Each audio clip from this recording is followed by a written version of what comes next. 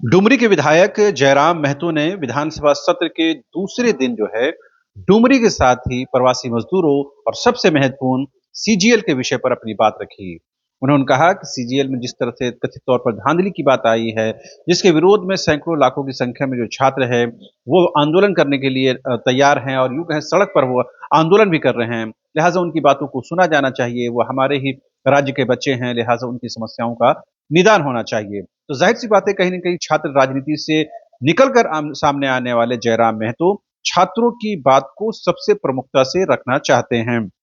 यही वजह है कि सीजीएल के विषय को लेकर उन्होंने सबसे पहले जो है अपने संबोधन में बात कही है। हालाँकि अभी संबोधन का दौर शुरू नहीं हुआ है, बावजूद इसके जयराम महतो को बोलने के लिए समय मिला, लिहाजा उन्होंने इस समय का सदुपयोग किया, न सिर्फ डुमरी विधानसभा क्षेत्र के लिए, बल्कि सीजीएल के महत्वपूर्ण विषय के लिए, छात्रों के लिए, उनके मुस्तकबिल के लिए, उनके भविष्य के लिए।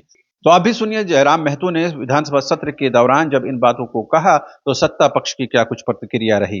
वंचित लोगों की एक बहुत बड़ी अपेक्षाएं हैं, इसलिए जिस दृष्टि से आप सत्ता पक्ष को देखेंगे, जिस दृष्टि से आप विपक्ष को देखेंगे, उसी दृष्टि से मुझे भी और मेरी पार्टी की ओर से मुझे बात रखने का अवसर दिया जाएगा।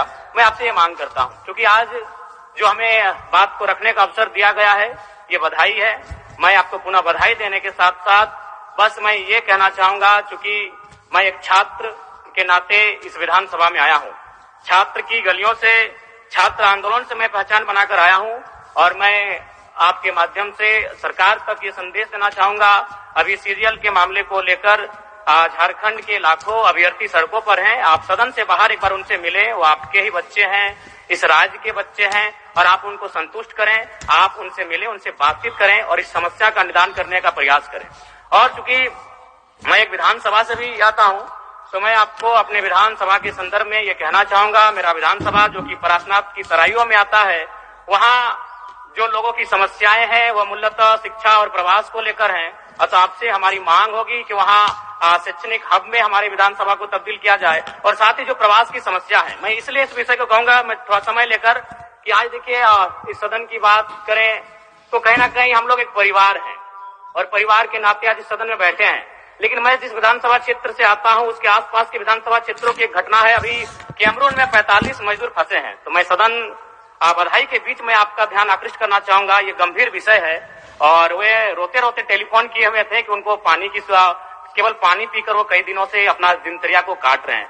तो मैं आपसे चाहूंगा कि इस विषय को गंभीरता पूर्वक लें और उस दिशा में आगे बढ़ें, और इस राज्य का 24 वर्षों का ये राज्य, उस राज्य को हम लोग आगे कैसे लेकर जाएं, हमारी क्या भूमिका होगी, उसमें सदैव आपके साथ खड़े हैं। पुनः आपसे यही कहेंगे कि हमें समान अवसर दिया जाएगा अपनी बातों को रखने का। बड़ी उम्मीदों के साथ हम लोग यहाँ तक आए हैं। पुनः आपको माननीय अध्यक्ष चुने जाने पर बहुत बहुत बधाई, बहुत बहुत शुभकामनाएं, और साथ ही साथ आपने जो शायद अपने पिता को खोया है, पुनः उसके प्रति हम ढांढस, शोक, संवेदना व्यक्त करते हैं।